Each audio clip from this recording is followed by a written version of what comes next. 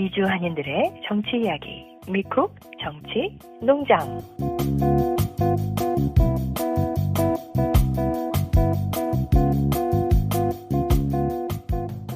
2024년 5월 16일 미쿡 정치농장 382화 지금 시작합니다. 자, 오늘도 너구리님이 한국 방문 중이라 너무 즐거운지 모르겠습니다. 연락이 오지 않고 있습니다. 예. 자, 오늘 뉴저지의 양이님 나오셨습니다. 안녕하세요, 양이님. 안녕하세요. 제 목소리가 좀 이상하죠? 제가 감기가 걸린 것 같아요. 그래서 제가 기침을 좀 할지 모르는데, 좀 양해 부탁드려요. 아, 참, 요새 봄 감기, 여름 감기 조심해야 되는데, 여하튼, 우리 양희님, 이 감기에도 불구하고 부상 투혼이라고 해야 될까? 예, 투혼을 발휘해서 오늘 좋은 내용 전해주실 것 기대합니다. 다만, 기침하실 때는 말씀과 구분이 가게 분명하게만 해주시면 편집하는데 아주 도움이 되겠습니다. 최대한 노력을 해보도록 할게요. 야, 정말 목소리, 감기 든 그 목소리가 바로 느껴지네요. 아유, 고생 많으십니다, 진짜. 자, 뉴저지 양이님, 우리 감기 투혼 발휘해서 오늘 말씀해 주실 주제는 뭡니까? 네, 요즘 한국에 너무 막 뜨거운 그 뉴스로 이렇게 달아오르고 있는 라인 얘기 들어보셨죠? 라인, 라임. 라인. 발음이. 라임 사태 아닙니까? 라임 사태? 네이버 라인 사태죠. 라임 사태구나. 라임 사태도 있었어요. 그 전에, 몇 년 전에. 라임 사태. 그렇던가요? 예, 그건 아, 아니고, 라임. 라인. 네이버는 알겠습니다. 네이버 라임. 그 얘기 많이 들었지만 제가 시간이 없어가지고 이렇게 자세히 보진 못했거든요. 근데 네이버는 제가 많이 사용하는 네이버예요. 네이버에는 이웃이라고 하지 않습니까? 블로그 이웃. 저, 네, 그래서 저도 그 네이버에서 이름 깨나 날렸다고 하면 건방질지 모르겠지만 나름대로 네이버도 이웃들도 좀 많이 있었고 네이버를 하면서 한국에 있는 분들, 미주에 있는 분들 아주 소통을 꽤 많이 했던 걸로 기억이 나는데 그 네이버입니까? 맞습니다.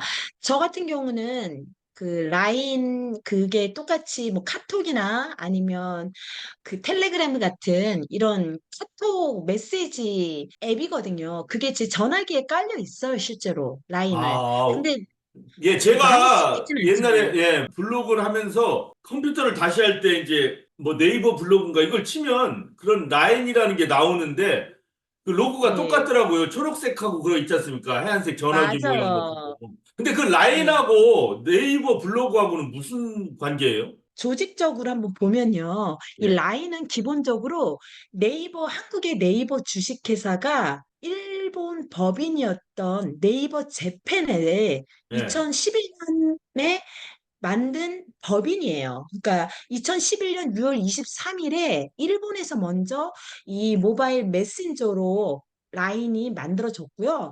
한국은 오히려 8월에 그 서비스가 시작이 됐다고 해요. 그럼 블로그 서비스는 네이버에서 옛날에 했잖아요. 2000년대 초에. 그렇죠. 네. 그 뒤에, 한참 뒤에 이제 라인이라는 그렇죠. 게, 그러니까 새로 아, 라인이라는 거는 네이버의 커다란 회사의 여러 가지 이런 플랫폼도 있고 서비스도 있고 그렇잖아요. 그러면 그 구독자도 중에 있고 이용자도 엄청나게 그렇죠. 많으니까, 네. 그 그거를, 중에서 네이버가 제공하는 모바일 메신저 서비스, 그래서 제가 아까 말한 것처럼 카카오톡이라든가 예. 아니면 이런 텔레그램 같은 건 거죠. 그렇구나. 예. 근데 이 네이버가 이 라인을 처음에 이제 만들어서 한국에서는 별로 이렇게 처음에는 이렇게 많이 활동적이지 않았는데 일본에서는 굉장히 아주 성공을 해가지고요. 실제 이 그 라인 비즈니스의 80%가 일본에서 지금 일어나고 있대요. 네. 그렇구나. 일본에서는 대부분의 일본 사람들이 그냥 일본 회사인 줄 알고 있다는 거예요. 그래. 그럼 그 정도로 실소유주는 누군가요? 실소유주는 현재 네이버하고 그것도 약간 이제 그 야후 재팬 들어보셨죠? 우리 미국에서도 야후 쓰고 있잖아요. 예, 야후닷컴. 야후, 예. 네, 그 야후 재팬 코퍼레이션이 지금 일본의 최대 포털 사이트인데 예를 들면 뭐 마이크로소프트의 뭐 빙이라든가 뭐 구글 같은 경우는 저희가 이렇게 미국에서 하든 한국에서도 하든 같은 웹사이트하고 그냥 데이터베이스나 그런 차이점이 없죠. 차이점이 게 없죠. 하나잖아요. 예. 근데 야후는 야후 재팬은 일반 다른 야후랑 그 달리 그냥 일본에서만 이렇게 일본 자체 데이터베이스를 갖고 있고 그렇게 서비스를 아, 한대요. 그렇구나. 그래서 1996년도에 이 야후랑 우리 손정희라는 우리 소프트뱅크, 예, 제일동포, 예, 유명하잖아요. 예, 예, 소프트뱅크가 공동 출자해서 이 야후 재팬을 만들었고요. 예. 그게 2019년도에 이제 그 야후 재팬 그 웹사이트 이름은 그대로 놔두지만 그 기업명을 그 알파벳 G의 G 홀딩이라는 이름으로 바꿨고 그때 한국의 네이버의 현지 법인 아까 라인 주식회사랑 50대 50으로 투자를 해서 그 라인을 이제 소유하게 된 거예요. 합병을 음, 하게 된 거예요, 한마디로. 그러니까 라인 아, 주식회사가 맨 처음에 그러니까 네이버에서 만들었다가 같이 합병을 하게 된 거죠. 아, 2019년도에 아까 제가 말씀드렸죠. 라인이 2011년도에 출시한 거였는데 합병이 2019년도에 된 거였어요. 예, 9년 만에 된 거네요. 8년 만에. 네. 예. 우리 지금 그 라인 하면 라인 프렌드라고 되게 그 캐릭터 상품도 되게 유명하잖아요. 지금 미국에도 들어와 있고 스토어도 있고 일본 같은 경우는 이게 라인 프렌드가 뭐 어마어마하게 인기를 아, 지금 얻고 근데 미주에 있거든요. 사는 동포분들은 저 같은 경우도 그냥 네이버 블로그만 아직도 그냥 계속 좀 쓰지, 네. 라인이 이 폰에 이렇게 있는 거는 아는데, 어디, 그렇죠. 근데 그걸 그 이유 사용하는 중에 사람은 별로 하나가 없어요, 사실은. 네, 그 이유 중에 하나가 이 워낙에 카카오톡이 한국은 그냥 아, 강세잖아요. 그러니까 사람들이 굳이 그 두 개를 같이 해야 할 그런 필요성을 못 느끼고 있는 거예요. 그러다 그렇구나. 보니까 근데 이 아까 말씀드린 대로 라인은 아주 일본에서는 거의 독보적으로 아, 엄청나게 성공을 했고 그 다음에 동남아 지역은 한국 쪽에서 다 맡아서 중동이나 뭐 이분 중국도 그렇고 동남아 지역에서 지금 현재 108개국에서 이 라인 서비스를 하고 있대요. 그런 어. 면에 있어서는 기술적이나 그런 베이스는 다 한국에서 갖고 있고요. 그래서 우리가 이 뉴스를 들었을 때 잘 모르는 거예요. 라인을 써본 적이 그쵸? 없기 때문에. 이게 뭔가 하는 거죠. 맞아요. 예. 근데 무슨 네. 문제가 일어났습니까? 그런데 요즘 자꾸 이렇게. 예, 저도 좀 궁금해서 이것저것 찾아봤는데, 2021년도에 라인 주식회사가 이제 경영 통합을 이제 마무리 짓는 그 과정에서 이제 한국에서 계속해서 아까 말씀드렸지만 중국이라든가 동남아 쪽에 그런 비즈니스를 계속해서 키워가고 있다고 말씀드렸잖아요. 네. 그러면서 그 정보가 일본 가입자들의 정보가 이제 중화인민공화국 현지 법인하고 또 이제 한국하고 이렇게 업무 제휴를 하면서 노출될 수 있는 위험이 발견이 됐다고 그쪽에서 본 거예요. 그리고 또 실제로 일본에서 사용하고 있는 일부 데이터가 한국에 위치한 서버에서 보관되고 있는 그런 점이 발견돼서 그걸 일본에서 이제 문제시 됐다는 거예요. 개인정보 유출 우려가 그럼 이거 제기되기, 뭐, 예, 미국에서 틱톡, 뭐, 이게, 뭐, 페이스북 이런 그쵸. 거 문제 삼는 거랑 맞아요. 똑같네요. 뭐, 국가 맞아요. 기밀이 근데 새나간다, 그때만 뭐. 돼도 예, 문제 제기만 됐지 이게 실제로 문제가 되지는 않았고 그래서 한국에서는 이제 이런 업무 제휴 같은 거 다 이런 개인정보 유출될 수 있는 그런 건대에 대해서는 다 중단을 하고 서버도 일본 거 같은 경우는 다 일본으로 옮기겠다라고 이렇게 발표하면서 다 마무리가 됐는데 작년 11월 달에 아마 라인에서 계속 많은 이런 그 메신저 서비스라든가 이런 서비스에서 그 개인정보 유출 사건들이 일어나고 있잖아요. 예. 그것처럼 작년 11월에 52만 건의 개인정보 유출 사건이 발생이 됐대요. 그러면서 아, 이제 일본에 이걸 담당하는 데가 총무성이라는 건데 그 총무성에서 이걸 이제 행정 지도를 내리면서 그동안 이 문제가 돼 있던 이 라인의 또 국민 정서가 아까도 말씀드렸지만 일본 사람들은 그냥 자기네 거로 알고 있는 거예요. 근데 이걸 음, 보니까 아니네. 그러면서 일본 그 총무성에서 그 총무상, 한마디로 장관이죠. 그 네. 사람이 마스모토 다케아키라는 사람인데, 이토 히로부미 아시죠? 네. 그분의 외 고손자래요. 그래서 그것 때문에 아, 한국에서는 조금 더 예민하게 반응을 하고 있는 거기는 뭐 상태인데요. 해먹는 사람이 계속 해먹네, 일본은. 그쵸? 아, 일본 되게 좀 대대로 그게 되게 네, 진짜 심하잖아요. 그러네요. 옛날에 뭐, 네. 한일 합방 했던 어떤 누구의 누구가 뭐 수상이 되고 그런 얘기도 들었었는데. 예. 네.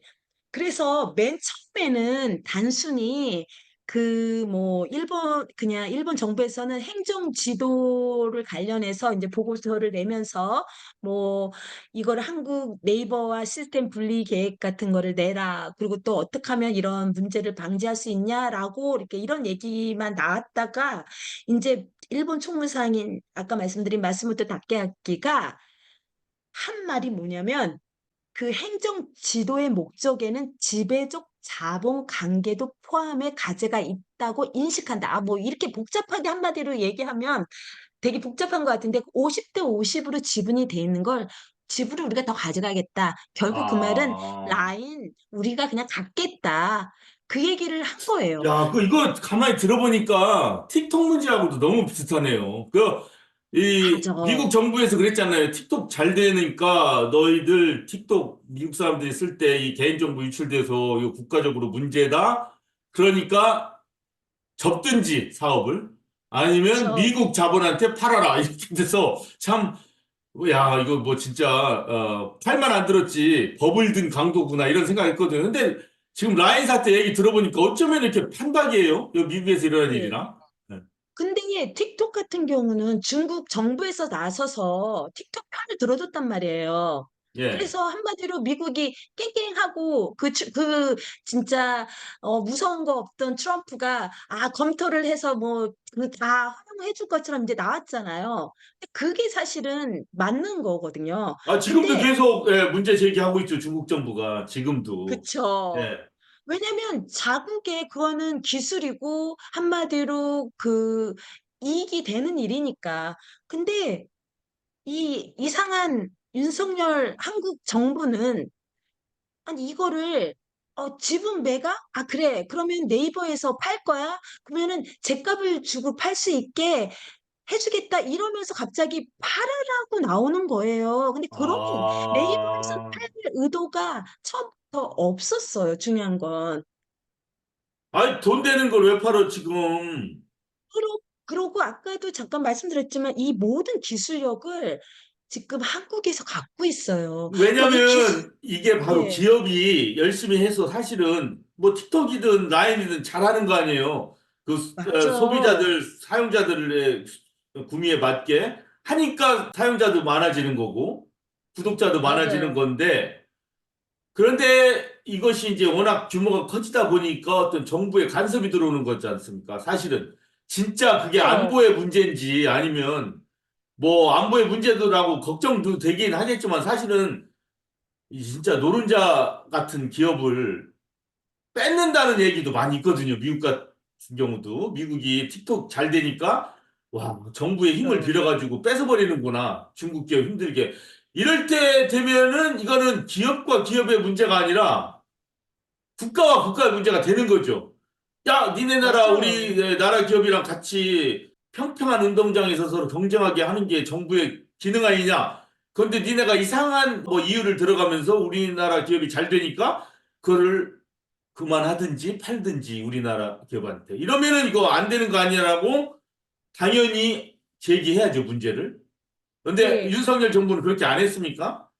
예, 안 했어. 그래서 지금 사람들이 얘기를 하는 게 지금 윤석열 대통령 아니면 대통령실에 토착 외구가 있는 거 아니냐. 지금 한국에 한마디로 가장 유망하고 이제 본격적으로 네이버가 이 라인을 통해서 돈을 벌어들일 수 있는 앞으로도 글로벌 기업으로 더 자라날 수 있는 그 역할을 하는 이 라인을 그대로 일본에 어떻게 해서든지 갖다 바치려고 하는 이런 행위를 한다는 건 이거는 거의 매국 수준이고 말이 안 됐다고 생각하면서 분명히 누군가 거기에 토착 외구가 있는 것 같다. 이런 얘기를 지금 하고 있어요. 예. 토착 외구는 뭡니까? 그러니까 토착 외구가 저희도 그냥 너무 당연하게 그냥 받아들이고 있었잖아요. 네. 근데 그걸 좀 찾아보다 보니까 토착 외구는 우리 김구 선생님께서 처음으로 하셨던 말씀이더라고요. 한국을 혐오하거나 일제를 미화하고 일본의 정치적 입장을 옹호하는 한국인을 가리치는 멸칭으로 사용한다. 이렇게 하고 있어요. 그래서 음. 아, 제가 옛날부터 있었던 말이네요, 그러니까. 그쵸. 김구 선생님 때부터 이 말을 사용하고 있었고, 음. 그래서 지금 호사카 유지 교수님이 하셨던 말씀 중에서 최근에 너무 그 가슴에 와닿는 말이 있어가지고, 그분의 유튜브를 제가 좀 찾아봤어요. 아마, 이 방송을 듣는 분들도 제가 볼 때는 그 호사카 유지 교수님의 유튜브 들어가서 토착 외구라는 키워드를 쳐서 한번 봐보시라고 제가 권하고 싶은데, 이 토착 외구가 처음에는 우리가 보통 생각했을 때 아마 친일파들이라든가 일제시대 때 뭐, 일본에 무역을 했던 동조했던, 사람, 예. 그쵸. 그런 사람, 그런 사람들이 자신들의 이제 과거를 숨기고 조용히 있으면서 그러면서도 어떤 이제 부를 축적하고 그런 사람들이 친일적인 행위를 하고 자기네들을 더 떳떳하게 하기 위해서 그렇다면 이 모든 친일 행위가 합리적으로 돼야 되잖아요. 그러니까 좋은 걸로 인식이 돼야 자기네들이 했던 행동들이 비겁하지 않고 이런 매국의 행위가 되지 않을 수 예, 있으니까 합리화를 단순히 하려고 하겠죠, 합리화를. 그쵸. 예. 네, 그렇게만 되는 거라고 저는 생각을 했어요. 그래서 예. 그냥 한마디로 아예 나쁜 친일파들이라고만 생각을 했는데, 호사카 교수님이 최근에, 그리고 지금 열심히 또 연구 중이고, 어느 정도 그게 다 취합이 되면 정식으로 발표를 할 거라고 하신 것 중에 하나 되게 특별하게 느껴졌던 게 뭐냐면, 1945년도에 그때 일본이 패망하고요. 대부분 일본인들이 일본으로 돌아갔잖아요. 예. 근데 그 중에 일부는 대한민국에 남아 있었는데, 그 남아 있는 사람들이 갈 수 없어서가 아니라 일본 정부의 지시에 의해서 음. 의도적으로 남아있는 사람들이 많이 있었대요.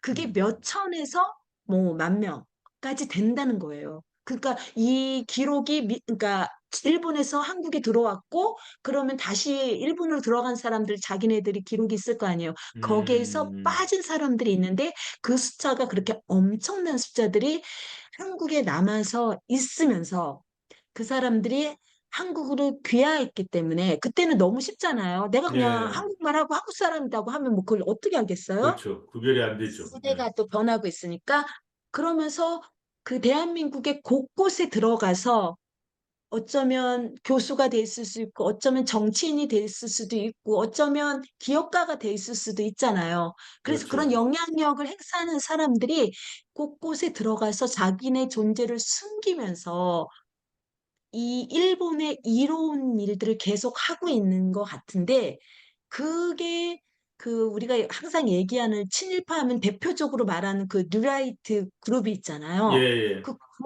그룹들하고 연계해서 계속해서 목소리를 조금씩 조금씩 내고 있다가 이번에 갑자기 윤석열 정부 와서 엄청나게 목소리를 지금 내고 있잖아요. 음. 그래서 그 사람들 중에 누군가가 지금 청와대에 들어가 있는 게 아닌가.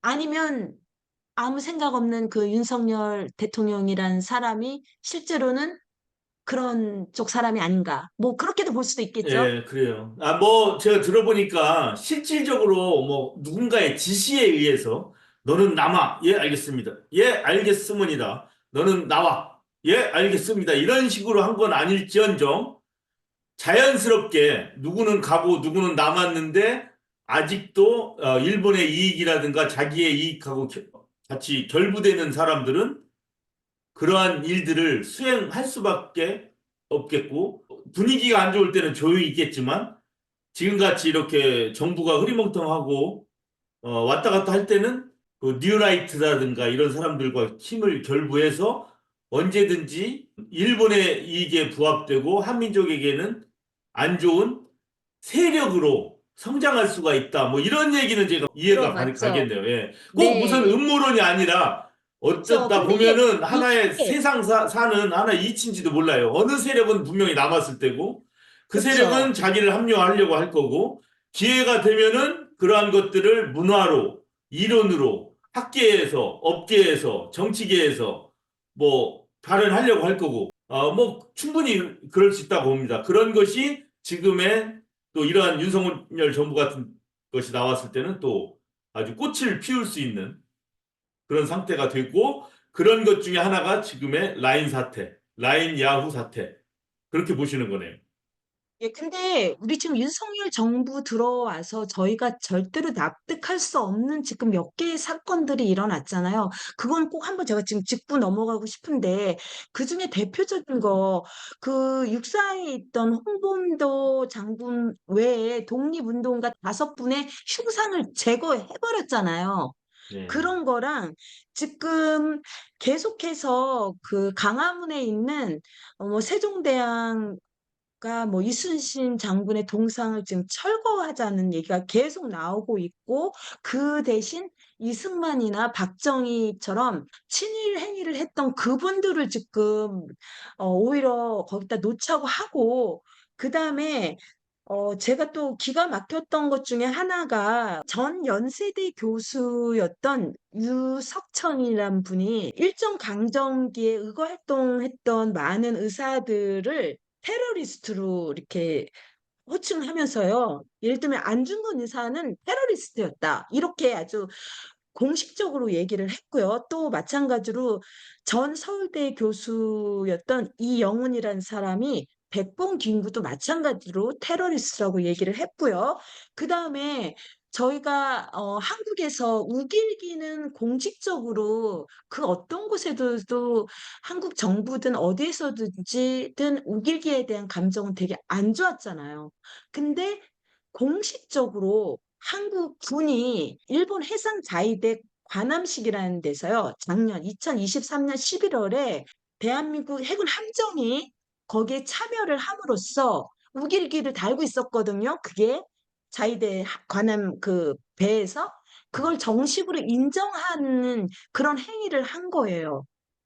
그러니까 지금 너무나 많은 그동안 대한민국에서 그 어떤 정부에서도 하지 않았던 친일 행위를 윤석열 정부에 와서 아주 대놓고 하고 있는 상황이었고, 그래서 보니까 이번 주에 조국 혁신당의 조국 대표가 독도에 가서 네네, 봤습니다. 예. 말씀하셨죠. 예, 일본을 예. 비판하면 반일이고 윤석열 정부는 친일만 하려 하냐 이런 식으로 비판을 했고 국민의힘 안철수 의원도 이번에는 목소리를 조금 그 비판도 못하고 이렇게 한 거죠. 이제 윤석열 대통령이 나서서 기시다 총리랑 통화를 해서 뭐 좋게 해결을 하라 뭐 이런 식으로 지금 얘기를 적극적 대응을 요구를 하고 이런 식으로 나오고 예. 있고 처음에는 이제 윤석열 대통령도 야당이 이거를 자꾸 반일로 몰고 간다고 해서 비판을 막 하면서 막 오히려 화를 내고 그랬다가 여론이 너무 안 좋아지니까 매각하지 않는 방향으로 가는 그리고 그렇게 되는 불리한 조치 취하는 일 절대 없을 거다 이런 식으로 지금 마무리를 하고 있는데 만약에 이게 이렇게 여론이 국민들이 다 알게끔 퍼지지만 않았다면 제가 볼 때는 조용히 독도를 계속해서 일본 영토라고 이 정부에서 하고 있는 그런 행위를 똑같이 하지 않았을까 싶어요. 예, 앞으로 임기 3년 남았는데 3년 다 채우게 되면은 어떤 일이 일어날지 모르겠네요. 진짜 또, 두려운 일이, 예. 무서운 엄청난 일이 일어날 것 짧으면 같은 짧을수록 그런, 좋고 길면 길수록 네, 안 좋을 것 같아요. 이게 진짜 한 나라의 대통령을 탄핵한다는 것이 상당히 부담스러운 문제거든요. 왜냐하면 국가 원수가 없을 때 나라가 혼란이 오고 뭐 이런 것 때문에 우리는 기본적으로 탄핵을 그렇게 쉽게 얘기할 수 있는 것이 아니잖아요. 탄핵이라는 것이. 예. 그런데 그렇죠. 지금 상황에서 볼 때는 진짜 하루빨리 탄핵을 하는 것이 민족의 앞날에 도움이 되는 것 같다는 그런 생각이 강하게 들어요. 강하게. 자, 오늘 이렇게 양희님이 평소에 그 곱디 고운 목소리가 아닌 마치 총선을 치르고 당선이 된 국회의원 당선자 같은 목소리로 오늘 양희님이 우리 라인 사태와 토착 외교 문제에 대해서 냉철하게 짚어주셨습니다. 이 진짜 미국에 살고 있지만 우리 조상님으로부터 물려오고 또 우리를 거쳐서 후손들에게까지 가야 될 우리 한민족의 어떤 정신이라든가 긍지 이런 것들이 짓밟히면은 우리 모두에게 뭐 자손 만대 손해입니다. 지금 더 나빠지기 전에 똘똘 뭉쳐서 막아야 될 것 같습니다. 오늘 양희님 우리 미주에 사시는 분들이 잘 모를 것 같은 이야기 주제로 선정해서 아주 상세하게 잘 알려주셔서 감사합니다. 네, 수고하셨어요. 예, 그럼 우리는 다음 주에 또 뵙도록 하겠습니다. 수고하셨습니다.